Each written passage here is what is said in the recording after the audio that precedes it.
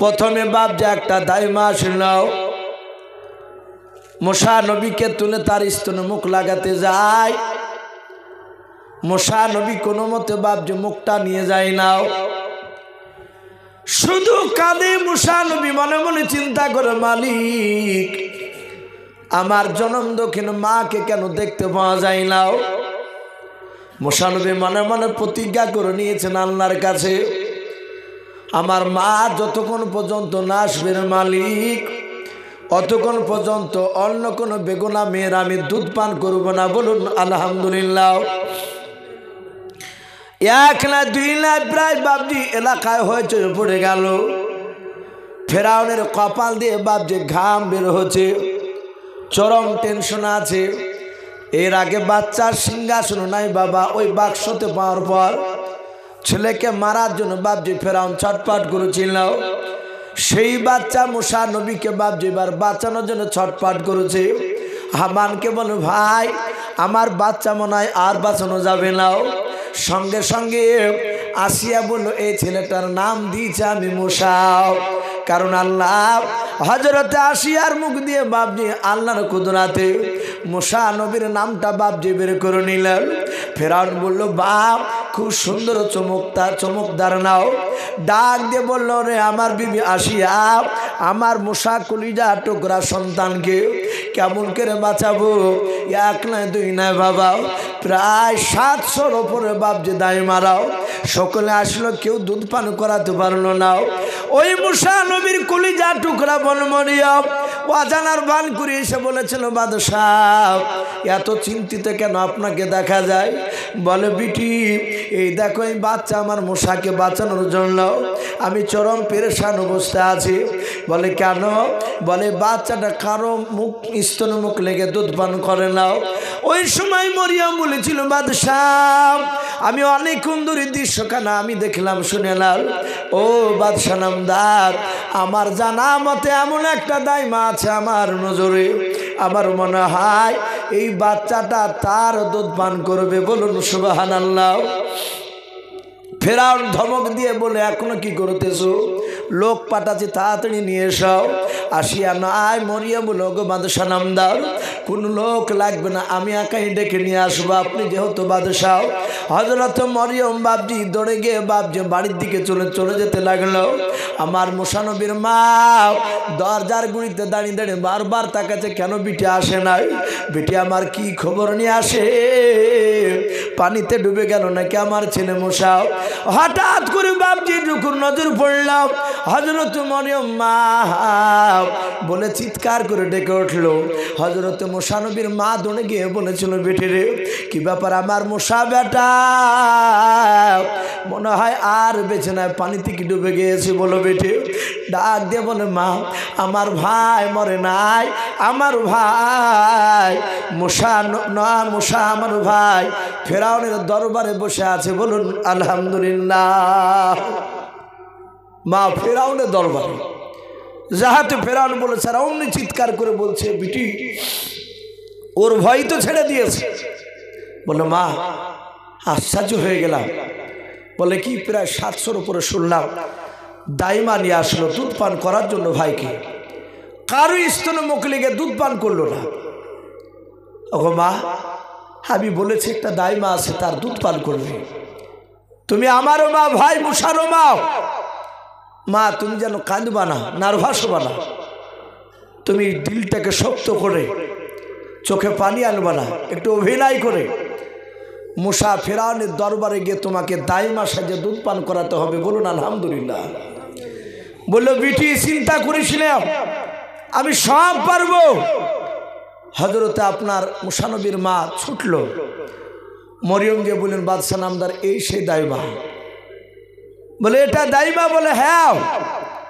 মুসা নবীর মা শুধু বলেছে কই বাদশাহ নামদার আপনার সেই কান্না করছে সে বাচ্চা কই? মুসা নবীর আওয়াজ তার মা যাহাতে একটু আওয়াজ করেছে, আসিয়ার কোলে বাপজি কান্না অবস্থায় ছিল, যাহাতে মুসা নবীর মার গলার আওয়াজ পেয়েছে আর সাথে হাতে মুসা নবীর মা কান্না।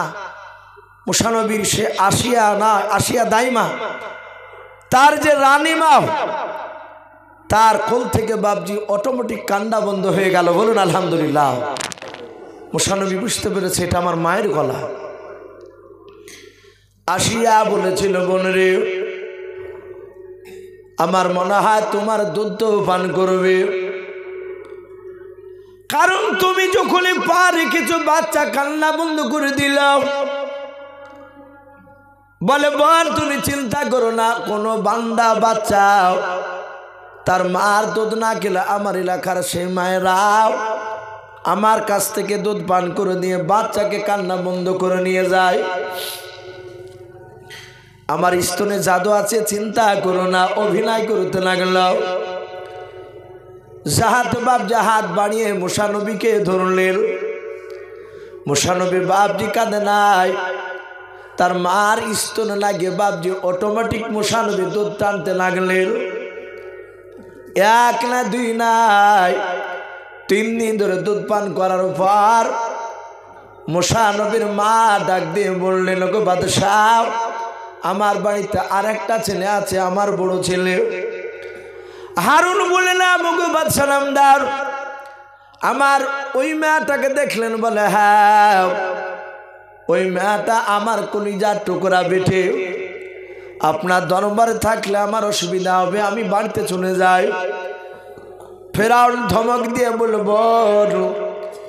তোমার বাড়ির যত সদস্য আছে সবাইকে নিয়ে আসো, আমার ছেলে তোমার যতদিন দুধ পান করবে ততদিন আমার দরবারে থাকবা, আমার দরবারে খাবা। বলুন সুবহানাল্লাহ।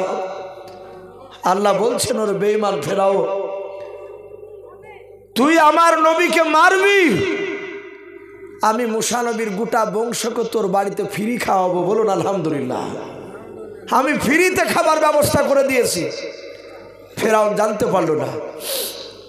থাকে 3 দিন পর মুসা নবী ঘরের ভিতরে বাপজি তার মার স্তন মুখ লেগে দুধ পান করছিল।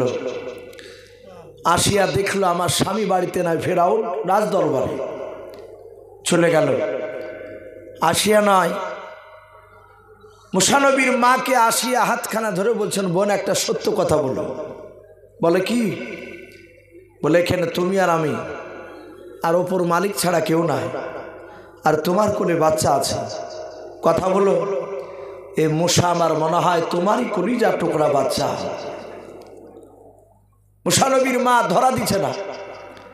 লাস্টে বলল, বোন আমি বুঝতে পেরেছি, আর আমিও চাই আমার স্বামীকে এই ছেলেটা যেন ধ্বংস করো। বলুন আলহামদুলিল্লাহ। কারণ আসিয়া অনেকবার বুঝাতে গিয়েছে, শুনে নাই। সে এত অন্যায় করতো। হযরতে মুসা নবী পয়গম্বর আলাইহিস সালামের মা কাঁদতে কাঁদতে বলল, বোন এই বাচ্চাটা আমারই, তোমার স্বামীর ভয়ে আমি নীল দরিয়াতে ছেড়ে দিয়েছিলাম, এ কথা জানতে পারলে তো মেরে দিবে। আর সে বলল, আমি কাউকে বলবো না। বাপজি আমার সোনা লালেরা, মুসা নবী আস্তে আস্তে আস্তে আস্তে বাপজি মোটামুটি 2.5 বছর হয়েছে হামাকুড়ি দেওয়া বাচ্চা। কেতাবে এসেছে তফসিরে, মুসা আলাইহিস সালামের মানুষ বয়স পেত 200 থেকে 250 বছর। বলুন আলহামদুলিল্লাহ। সেই মোকাবেলায় 2.5 বছরের বাচ্চা মানে একেবারে ছোট, উনি হামাগুড়ি দিয়ে হাঁটতে। ফেরাউনের বড় মনের বাসনা, সে পৃথিবীতে বাপজি সে খোদা দাবি করবে। তা হামানের সাথে আলোচনা করে হামানকে বলল, আমার প্রজাদেরকে সব ডাকো। জমা হলো। ফেরাউন বলল, আমি তোমাদের খোদা হতে চাই, বলো তোমরা আমাকে আল্লাহ বলে মানবা কিনা। তার প্রজারা সবাই বলল, বাদশাহ আপনাকে আল্লাহ বলে তখনই মানব। ওই যে একটা নদী দেখতে পাচ্ছেন? বলে, হ্যাঁ। ওই নদীর পানিকে আপনি যদি শুকিয়ে দিতে পারেন, আমরা যখন বলবো পানি শুকিয়ে দেয়, আপনি হুকুম করবেন পানি শুকিয়ে যাবে। আবার যখন বলবো পানি নদীতে নিয়ে এসে দাও, আর তুমি যদি হুকুম করার যদি নদীতে পানি চলে আসে, তাহলে তোমাকে আমরা আল্লাহ বলে মানবো, বাদ বাকি মানবো না। না করতে পারবে। ফেরাউন দেখলে তো ভারী ঝামেলা। ফেরাউন এখানে পেস্টিজে পড়ে গিয়ে বললো, ভাই চিন্তা করুন, আমাকে সময় দাও, আমাকে সময় দাও, আমি 2 দিন ধরে তারপরে আমি তোমাদেরকে নদীটা আমি দেখাবো পানি শুকিয়ে দেওয়া। ফেরাউন হামানকে নিয়ে আলোচনা করছে, ভাই খবর খুব খারাপ, এ তো আমার দাদাগিরি আর চলবে না, আমাকে ক্ষুধা বিলে মানবে না। ফেরাউন চিন্তা করলো, আমি তো আল্লাহ নয়, কিন্তু একজন আল্লাহ আছেন, বলুন আলহামদুলিল্লাহ। ফেরাউন হামানকে বলল, ভাই আজকে দিনের বেলায় প্রচার করে দাও, আমার দেশের কোনো নাগরিক যেন বাড়ি থেকে যেন গোটা রাত ফজর পর্যন্ত, সূর্য উদিত হওয়া পর্যন্ত, ওঠা পর্যন্ত কোনো মানুষ যেন ঘর থেকে না বেরোয়। হামান এমন তুমিও বাড়াবে না, কারণ ফেরাউন আল্লাহর ধ্যানে মগ্ন হবে। অনেকে বলে যে ফেরাউন আল্লাহকে বিশ্বাস করত না, না আল্লাহ আছে এটা মানত। ফেরাউন হামানকে বলল, দেখো কেউ আছে কিনা এলাকায় জেগে। বলে কেউ নাই, সবাই ভয়ে কম্পিত হয়ে সবাই বাড়ির ভিতরে আছে। ফেরাউন হামানকে বলল, ভাই তুমিও শুয়ে যাও। হামান শুয়ে গেল। বেশ বাবজি নিশি রাত্রি অন্ধকার বাবজি আপনার ঘনিয়ে এসে যে ছায় গিয়েছে, ওই সময় ফেরাউন একাই বাবজি উঠে চারিদিকে তাকে দেখলো, কেউ জেগে নাই। ফেরাউন সোজা বাবজি আপনার নীল দরিয়ার দিকে চলে গেল।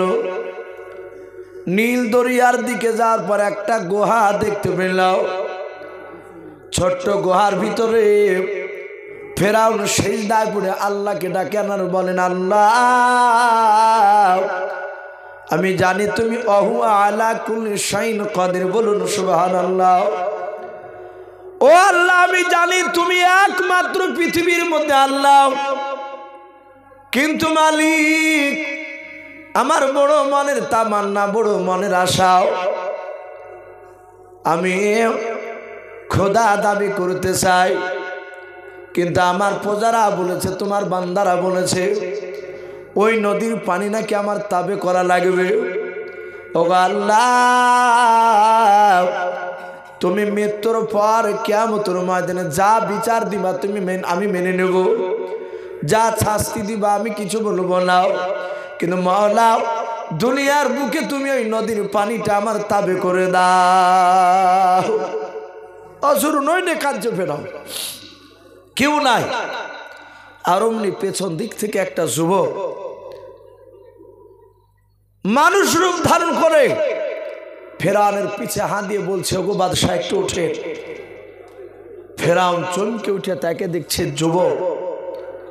বলাই যুবক, তুই জানিস না আমার ঘোষণা যে রাত্রিবেলায় বাড়ি থেকে বেরুলি তাকে জবাই করা হবে। আয় যুবক তুই কেন বেরিয়েছিস? যুবকটা বলল, বাদশাহ আমি আপনার দেশের নাগরিক নয়, আর আসলে তো জিবরিল পৃথিবীর কোনো নাগরিক নয়, উনি সম্রাট জিবরিল ছিলেন। বলে ভাই আমি আস্তে আস্তে একটা বিপদে পড়েছি। বলে কি বিপদ? একটা কথা জানবো আপনাকে, কাউকে দেখতে পেলে আমরা আপনি এখানে কাজ ছিলেন। বাদশাহ আপনার বাড়িতে একটা লোক খাচ্ছে, পড়ছে, শুয়ে থাকে, সবই আপনার করছে বাড়িতে, অথচ আপনি যাহাতে তাকে একটা কাজের হুকুম করছেন আর সে কাজটা করলো না। বলুন তাকে কি করতে হয়? ফেরাউন বলল, বেয়াদব এই কথাটা তুমি আর জানো না? আরে জানতে আমাকে পাইলিয়ে? বলে আমারই খাবে, আমারই পড়বে, আমার বাড়িতে থাকবে, আমি হুকুম করলে আমার কথা মানবে না। আমার মান বলে তাকে নিয়ে এসে নীল দরিয়াতে ডুবিয়া মেরে ফেলে। আর অমনি জিবরিল পকেট থেকে বাপ যে খাতা কলম বাড়ি করে বলছেন, ভাই এই খাতাতে একটা সিগনেচার সই করে দেয়। ফেরাউন মূর্খ ছিল না একেবারে, খ্যাট করে বাপ যে কলমটা লিখ খ্যাচখ্যাচ করে সই করে দিল। ফেরাউন বলে, কেউ যেন জানতে না পারে এই যে আমার কাছে এখানে এসেছিস, আমি যে এখানে আল্লাহর কাছে কাঁদছি, এটা যেন প্রকাশ না হয়। বলা হবে না, চিন্তা করো না, তুমি আর আমি আর আল্লাহ ছাড়া কেউ জানে না। বাপজি আমার সোনা লালেরা, ফেরাউন সেজদা থেকে উঠে সকালবেলাতে রাজ দরবারে যাবে বাপজি খোদা দাবি করতে। বলে পুকুরের পানি আমার তাবে হয়ে গিয়েছে নদী। ফেরাউন দেখেছিল তার কারিশমা। বেঈমান ফেরাউনের এই দৃশ্য দেখে বাপজি লোকেরা অনেকই বাপজি রাজি হয়ে গেল। ফেরাউন বলে আগামী কালকে আমি খোদা দাবি করব। মুসা আলাইহিস সালাম বাড়িতে আছে। মাঝে মাঝে ফেরাউনের রাজ দরবারে লোকেরা বলতো, হুজুর ওকে বাদশাহ আপনার ওই পালিত বেটা, যাকে বেটা বলে মেনে নিয়েছে, তাকে নিয়ে এসে। আর লোকেরা মুসা নবীর পালিত বেটায় ভয়ে বলতে পারতো না, বলতে আপনার আপন বেটা আনি, এই গোড়া লোক তো, ওর আগে গেলি তো তাকে শেষ করে দিবে। বলে আপনি আগামীকাল ছেলেকে নিয়ে আসবেন, আমরা রাজ দরবারে দেখব। ফেরাউন তার বিবিকে বাপজি সাজিয়ে দিতে বলল। মুসা নবীকে সুন্দর করে সাজিয়ে দিয়েছে। রাজ দরবারে বাপজি নিয়ে যাচ্ছে। মুসা নবীকে পাশে বসে রেখেছে, হামান সাইডে বসে আছে। আর ফেরাউন বাপজি এইভাবে মাথাটা উঁচু করে দেখছে হাজার হাজার মানুষ।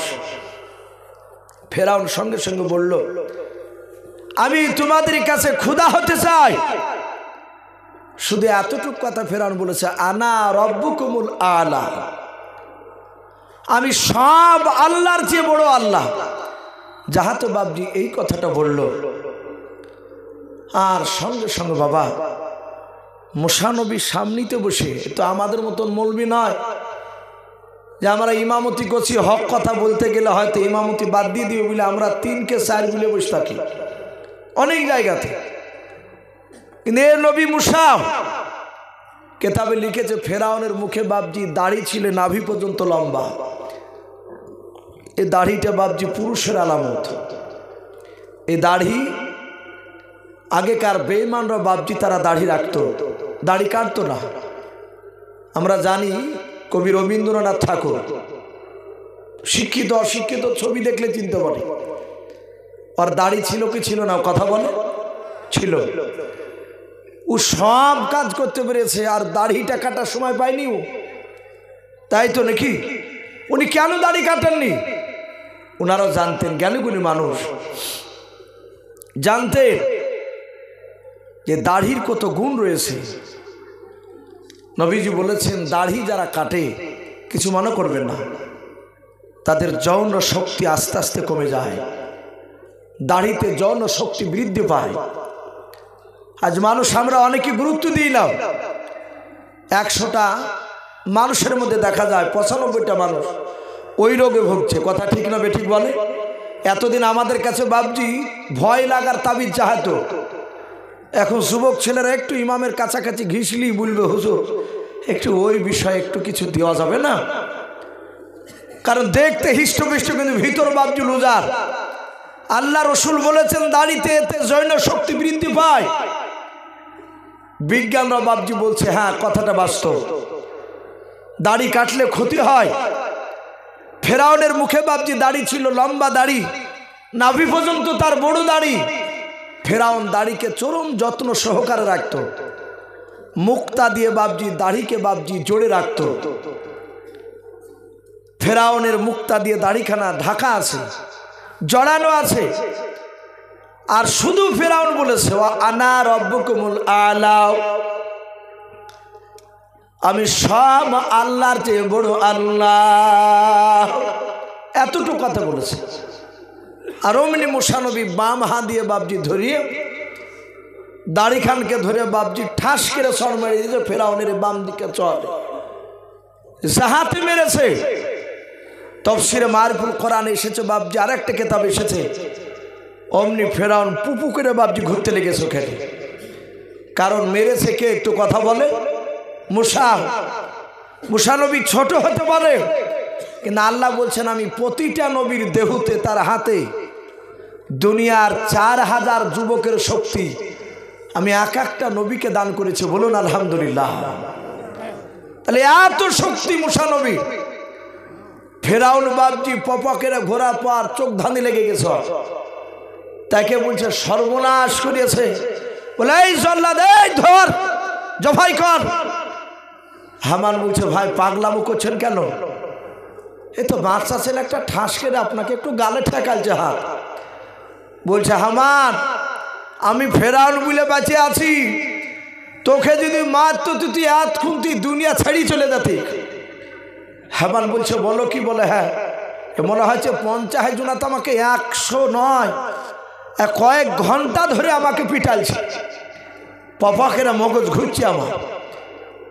জল্লাদেরা বলল একে জবাই করবো? বলে হ্যাঁ, একে মার, একার বাঁচিয়ে রাখবো না। ফেরাউনের বাপ যে একটা প্রজা দৌড়ে গিয়ে আপনার আসিয়াকে বলেছিল, মা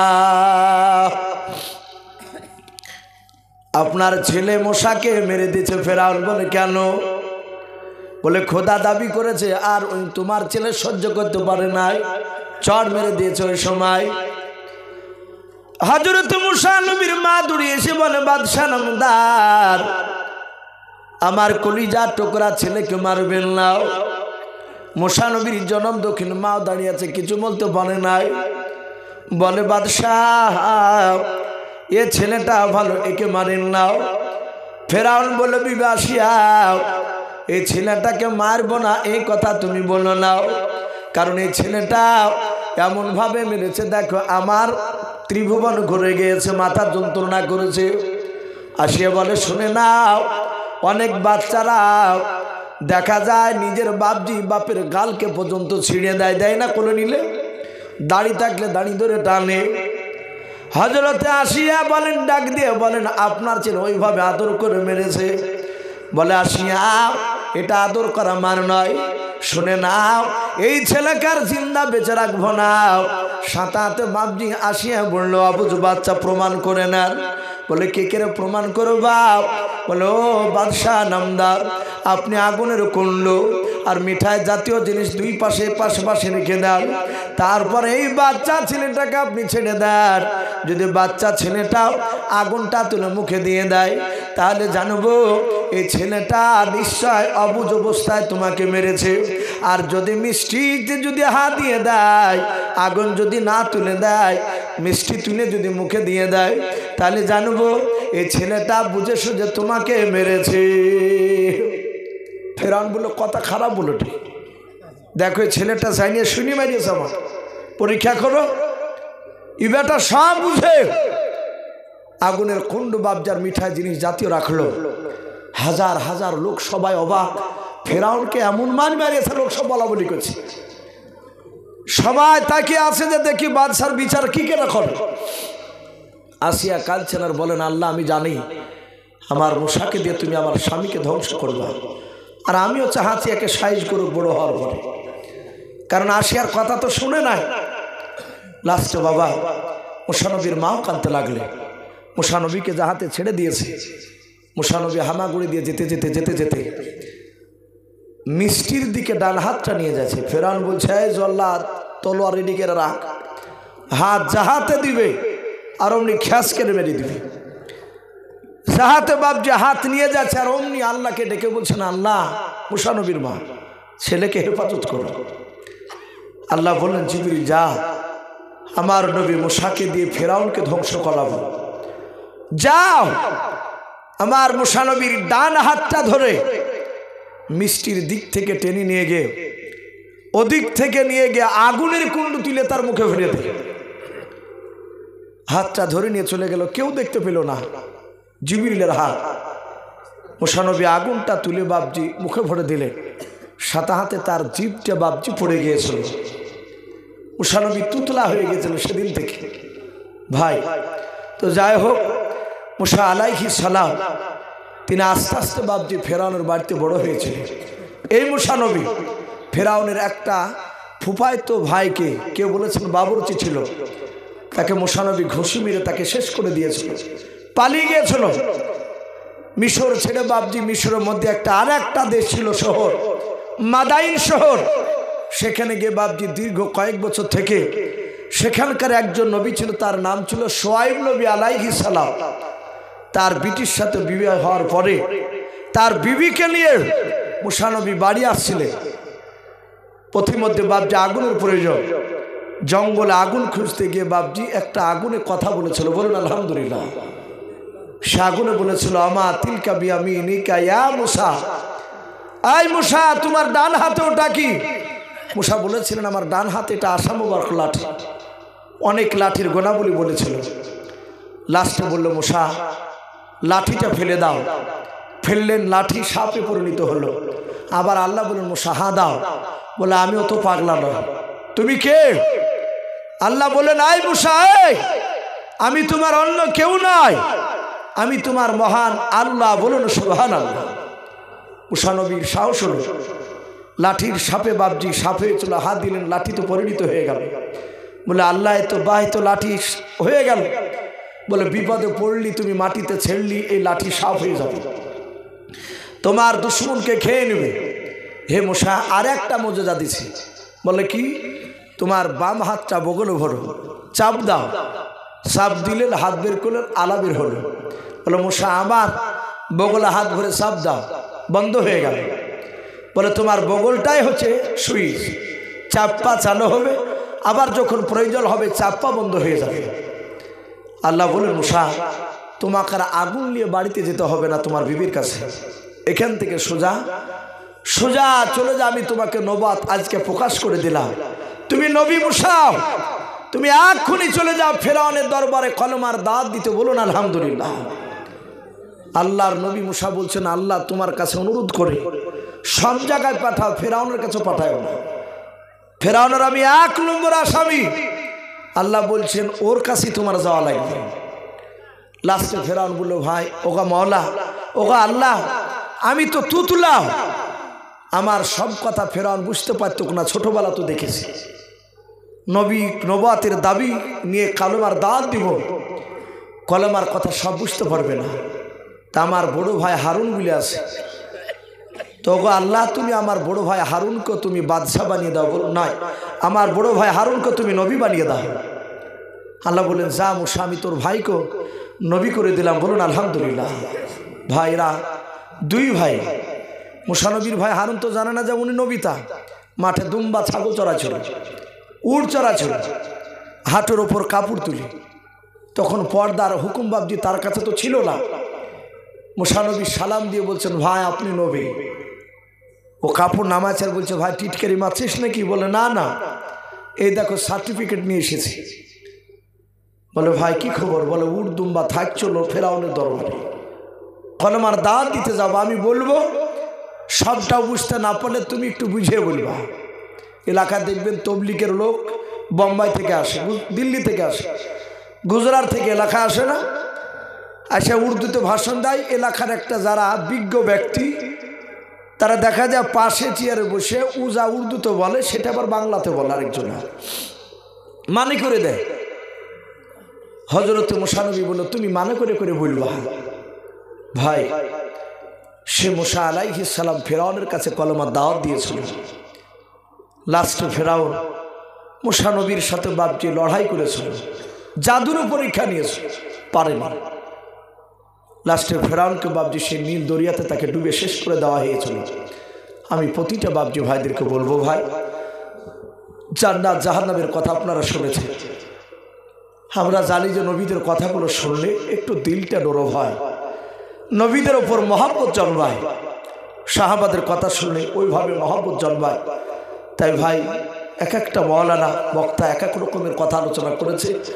আপনারা জানেন প্রায় জায়গাতে বাপজি আমাকে বেশিরভাগ নবী সাহাবাদের কথা বাপজি ঘটনা একটু বলার জন্য অনুরোধ করে আমি বলি।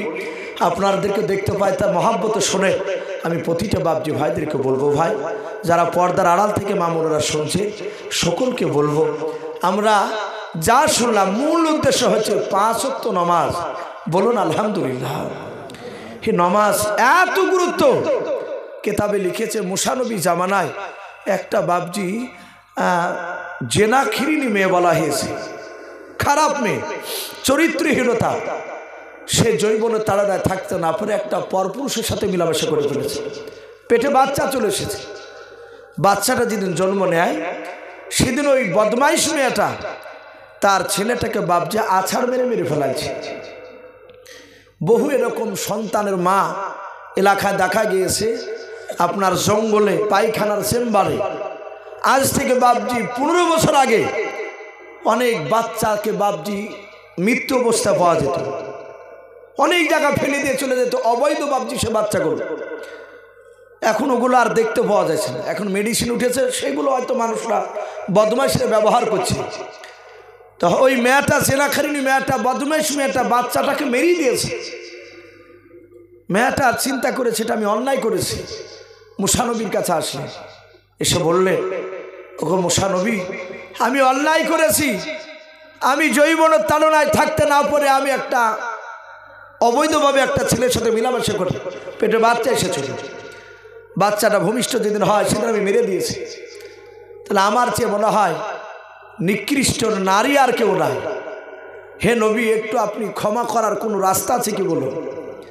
মুসা নবী বললে পৃথিবীর মধ্যে সবচেয়ে তুমি নিকৃষ্ট নারী, সবচেয়ে খারাপ নারী, তুমি জাহান্নামে যাবা। সাথে হাতে জিবরিল আলাইহিস সালাম বললেন, ইয়া আখি মুসা, হে মুসা ভাই, এই যে আপনার সামনে যে মেয়েটা তার সন্তানকে পর্যন্ত জবাই করে মেরে ফেলেছে অবৈধ সন্তান বলে, আপনি বললেন পৃথিবীর মধ্যে সবচেয়ে তুমি নিকৃষ্ট। এর চেয়েও পৃথিবীতে নিকৃষ্ট মানুষ একদল আছে। বলে কারাও? হে নবী, আপনি হয়তো জানেন না যে মানুষটা সুস্থ থাকা অবস্থায় সে আল্লাহর নামাজকে পড়লো না, আদায় করলো না, ওই ব্যক্তি ওই নারীটার চেয়েও নিকৃষ্ট বাবজি পুরুষ বলা হয়েছে, তাকে মানুষ বলা হয়েছে। তাই প্রতিটা বাবজি ভাই মা বোনদেরকে বলবো আমরা 5 ওয়াক্ত নামাজ পড়বো, বলুন ইনশাআল্লাহ। ভাই আমরা হয়তো অনেকে এসা পড়েছে, আবার অনেকে পড়ি নাই। আমি অনুরোধ করব, এখানে অনেক যুবকরা আছে, যুবকদেরকে বলবো তোমরা নামাজ পড়বা। নবীজি বলেছে, জিবরিল এরকম ডাইরেক্ট কথা বলেছে, হে নবী, আসমান থেকে ক ফোঁটা পানি পড়ে দুনিয়াতে, আমি জিবরিল গলার ক্ষমতা আমি রাখি, বলুন আলহামদুলিল্লাহ। ক ফোঁটা পানি পড়ছে আসমান থেকে আমি এগুলো গুনতে পারি। কিন্তু হে আল্লাহ রাসূল, যুবকরা যখন ইবাদত করে তাদের গুনাহগুলো আল্লাহ নয়, তাদের নেকিগুলো এত আল্লাহ দেয়, আমি তাদের নেকিগুলো গুনে শেষ করতে পারি নাই, বলুন আলহামদুলিল্লাহ। এত নেকি বলা হয়েছে। যুবকদেরকে বলবো, বাবজিদেরকে বলবো আমরা তওবা তিল্লা করে আমরা 5 ওয়াক্ত নামাজ পড়বো, বলুন ইনশাআল্লাহ। ভাই আমরা এক্ষুনি দোয়া করব। আমাদের আপনারা সকলে জানেন, আমি এর আগেও কয়েক জায়গাতে বলেছি, প্রায় জালসাতে বাবজি দেখতে পাওয়া যায় সভাপতি। গত পরশু দিন টেহট মাদ্রাসা ছিলাম, আমি ভেবেছিলাম যে মনে হয় বাবজিকে মনে হয় দেখতে পাওয়া যাবে, যা দেখলাম নেই। স্টেজে বাবজি যতক্ষণ ওয়াজ করলাম ভালো লাগছিল না। আমি দেখেছি উনি জালসায় বসে থাকলে অনেক উলামার মুখে নাম শুনেছি যে বাশার সাহেব বসে থাকলে জালসাটা মানায়, স্টেজটাকে সুন্দর মানায়, যে হ্যাঁ যোগ্যতম একজন মাওলানা হাফিজ রয়েছে।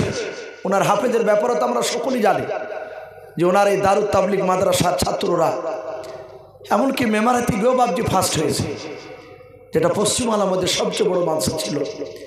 এখন হয়তো হচ্ছে আরও বড় বড় মাদ্রাসা তৈরি হয়েছে। তো ভাই আমার সেই আব্বাজান হাফেজ সাহেব এখানে বসে আছে, আমরা সকলেই আমরা একবার দুরূদ ইব্রাহিমকে পড়ি না, আল্লাহুম্মা সাল্লি আলা মুহাম্মাদি ওয়া আলা আলি মুহাম্মাদ কামা সাল্লাইতা আলা ইব্রাহিম ওয়া আলা আলি ইব্রাহিম ইন্নাকা হামিদুম মাজিদ। আল্লাহুম্মা বারিক আলা মুহাম্মাদি ওয়া আলা আলি মুহাম্মাদ কামা বারাকতা আলা ইব্রাহিম ওয়া আলা আলি ইব্রাহিম ইন্নাকা হামিদুম মাজিদ সাল্লাল্লাহু তাআলা আলাইহি ওয়াসাল্লাম। ভাই আমরা এখানে যাই সব বাবজি ভাইরা আছি, সকলে আমরা একবার তওবা করে নিই, আস্তাগফিরুল্লাহ রব্বি মিন কুল্লি যামবি ওয়া আতুবু ইলাইহি লা হাওলা ওয়ালা কুওয়াতা ইল্লা বিল্লাহি আলিয়্যিল আযীম।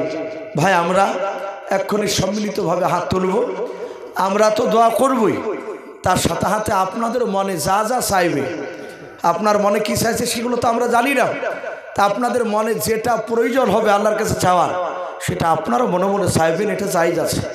আল্লাহ দোয়ার মধ্যে আপনারা যদি চান আল্লাহ কবুল করবে।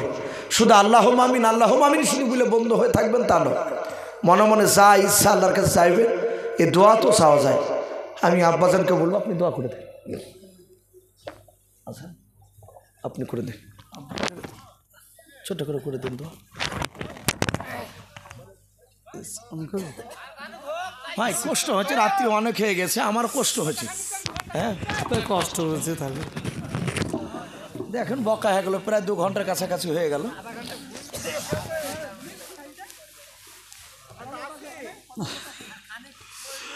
যাক, খুব ভালো লাগলো যে এত ভালো লাগছে যে এত আব্বার উপর আগ্রহ আমাদের, এটা খুব। তবু না, ওরও তো কষ্ট, এটা ঠিক।